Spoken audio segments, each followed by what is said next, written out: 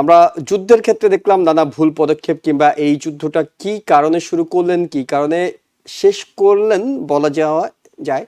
তো সেটি স্পষ্ট নয়। এখন আলোচনাটা আপনার কাছে কতটা স্পষ্ট মনে হচ্ছে, অর্থাৎ রাইট ট্র্যাকে আলোচনাটা হচ্ছে কিনা? এখন আলোচনা যেভাবে দফায় দফায় হচ্ছে এটা একটা পজিটিভ দিক যে আমাদের হচ্ছে। এবং একটু আগে যে নিউজটা আপনি হয়তো দেখে থাকবেন, দোহায় যে আলোচনা হয়েছে সেই আলোচনায় দোহা অথরিটিজ বলেছে it's a very positive progress হয়েছে এই আলোচনার মধ্যে। ইরানের সাথে কিন্তু আমেরিকার এবং জাতিসংঘেরও কিন্তু এই নিউক্লিয়ার নিয়ে অন্যান্য ইস্যুগুলো নিয়ে অনেক কিন্তু চুক্তি হয়েছে। এই চুক্তিগুলো সবসময় কিন্তু ডিসম্যান্টেল করা কিংবা সেটাকে ভিশিয়েট করার চেষ্টা করেছে কিন্তু ইসরায়েল, কারণ ইসরায়েল জানে যে তার আসলে উদ্দেশ্যটা কি। ইরান প্রসঙ্গে তিনি ডিপ্লোম্যাটিকলি এখন আলোচনাটাকে ফলপ্রসূ করার জন্য যতটা দক্ষতার সঙ্গে, যতটা কার্যকরভাবে একটি আলোচনা পরিচালনা করা উচিত, বলা হচ্ছে যুদ্ধ যেমন সামাল দিতে পারেননি, কূটনীতিক আলোচনা তো ট্রাম্প প্রশাসন যথেষ্ট দক্ষতার পরিচয় দিতে পারছে না। আমেরিকার যে নেগোসিয়েশনের পয়েন্টটা সেটা ছিল যে নিউক্লিয়ার পাওয়ার, যে ইরান কখনো নিউক্লিয়ার পাওয়ার গেইন করতে পারবে না এবং তাদেরকে কোনো নিউক্লিয়ার ইনস্টিটিউশনসগুলো যে সিস্টেম এবং কাজকর্ম রিসার্চগুলো রয়েছে সেগুলো বন্ধ করতে হবে, কিন্তু সেটা খুব একটা এগোয় নেই। কাজী যুদ্ধটা একটু কনফিউজিং, আনক্লিয়ার একটা, মানে ভবিষ্যতে কি হবে, কোথায় দাঁড়াবে, এটা একটা অপরিষ্কার পরিবেশ এর মধ্যে দিয়ে চলছে। আমরা যুদ্ধের ক্ষেত্রে দেখলাম নানা ভুল পদক্ষেপ কিংবা এই যুদ্ধটা কি কারণে শুরু করলেন, কি কারণে শেষ করলেন বলা যাওয়া যায়। তো সেটি স্পষ্ট নয়। এখন আলোচনাটা আপনার কাছে কতটা স্পষ্ট মনে হচ্ছে, অর্থাৎ রাইট ট্র্যাকে আলোচনাটা হচ্ছে কিনা? দেখেন, আলোচনা অলওয়েজ পজিটিভ, কারণ হচ্ছে যে সমস্যার সমাধান সবসময় টেবিলেই করতে হবে। সমস্যার সমাধান যদি আপনি বুলেটের মাধ্যমে করেন তাহলে সেটা সমস্যাকে আরো দীর্ঘায়িত করতে পারে। আমরা সেটা তো রিসেন্ট এক্সাম্পল দেখেছি যে আমরা যখন দেশ ধ্বংস করি, মানুষ ধ্বংস করি, সভ্যতা ধ্বংস করি, ব্রিজ কালভার্ট ধ্বংস করি, মানুষের বেসিক যে নিডস গুলো আছে, ইলেকট্রিসিটি ধ্বংস করি, তখন আসলে মানুষকে আমরা চরমভাবে ক্ষিপ্ত করি, শত্রু করি, এবং এটা কখনো সিভিলাইজেশনের জন্য উপকৃত হতে পারে না। সুতরাং আলোচনা চালাতেই হবে। এখন আলোচনা যেভাবে দফায় দফায় হচ্ছে এটা একটা পজিটিভ দিক যে আমাদের হচ্ছে। এবং একটু আগে যে নিউজটা আপনি হয়তো দেখে থাকবেন, দোহায় যে আলোচনা হয়েছে সেই আলোচনায় দোহা অথরিটিজ বলেছে it's a very positive progress হয়েছে এই আলোচনার মধ্যে। এবং তার আমাদের প্রেসিডেন্ট তিনিও বলেছেন যে ইজ গোয়িং ওয়েল, এই শব্দটা উনি ইউজ করেছেন।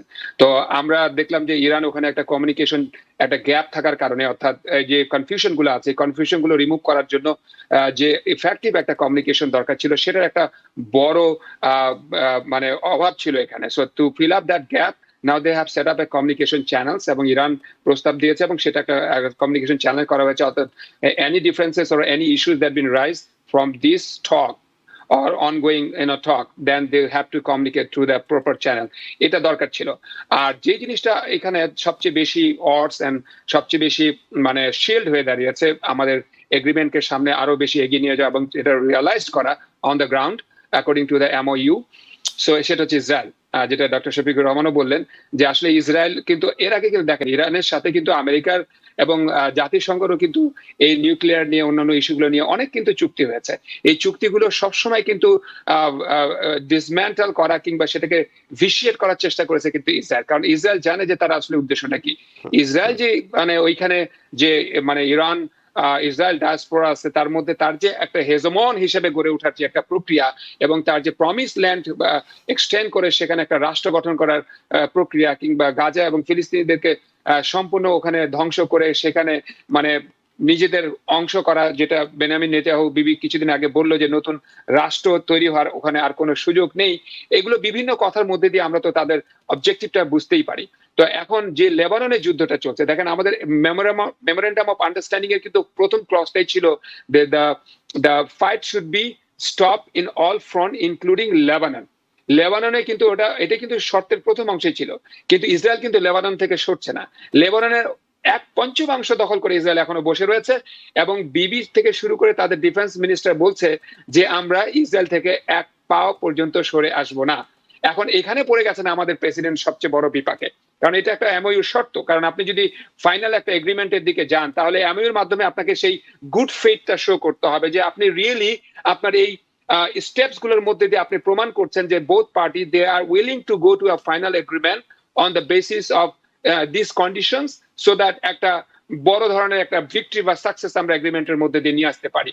হাউএভার ইসরায়েলের যে আপনি স্টেপটা, ইসরায়েল যে কাজটা করছে লেবাননের মধ্যে দিয়ে, এটা কিন্তু ইসরায়েলের একটা মানে মানে এই সম্পূর্ণ মানে এগ্রিমেন্ট প্রক্রিয়াটা বা এই আলোচনা প্রক্রিয়াটাকে সম্পূর্ণকে ভিশিয়েট করার জন্য ইসরায়েলের কিন্তু একটা বড় ধরনের পরিকল্পনা হতে পারে। ইরান প্রসঙ্গে তিনি ডিপ্লোম্যাটিকলি এখন আলোচনাটাকে ফলপ্রসূ করার জন্য যতটা দক্ষতার সঙ্গে যতটা কার্যকরভাবে একটি আলোচনা পরিচালনা করা উচিত।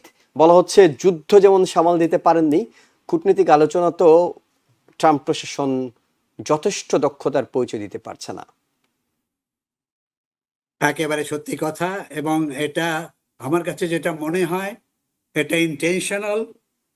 ট্রাম্প ওইভাবে গাইড করছে যে যুদ্ধ চলবে না, কিন্তু ইরানের কোনো পজিটিভ রোল বা মানে ভালো রকম ভাবে ইরান চলতে পারবে, বা যে এগ্রিমেন্টের কথা মানে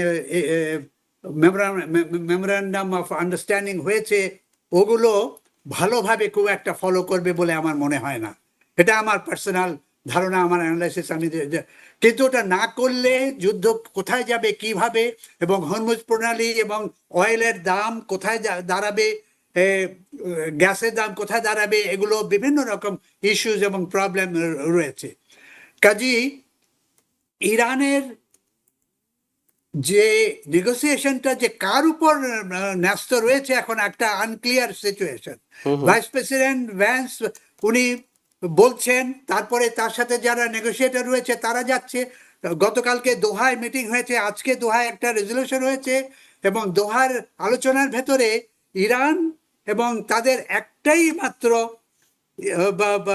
ইস্যু, দুটো ইস্যু। একটা হচ্ছে যে তাদের হরমুজটা তাদের কন্ট্রোলে থাকবে, আর তাদের যত টাকা পয়সা পাওনা ছিল সেইগুলো রিলিজ করে দেওয়ার ব্যাপার এটু। আর আমেরিকার যে নেগোসিয়েশনের পয়েন্টটা সেটা ছিল যে নিউক্লিয়ার পাওয়ার, যে ইরান কখনো নিউক্লিয়ার পাওয়ার গেইন করতে পারবে না, এবং তাদেরকে কোনো নিউক্লিয়ার ইনস্টিটিউশনসগুলো যে সিস্টেম এবং কাজকর্ম রিসার্চগুলো রয়েছে সেগুলো বন্ধ করতে হবে। কিন্তু সেটা খুব একটা এগোয় নেই। কাজেই যুদ্ধটা একটু কনফিউজিং, আনক্লিয়ার একটা, মানে ভবিষ্যতে কি হবে, কোথায় দাঁড়াবে, এটা একটা অপরিষ্কার পরিবেশ এর মধ্যে দিয়ে চলছে।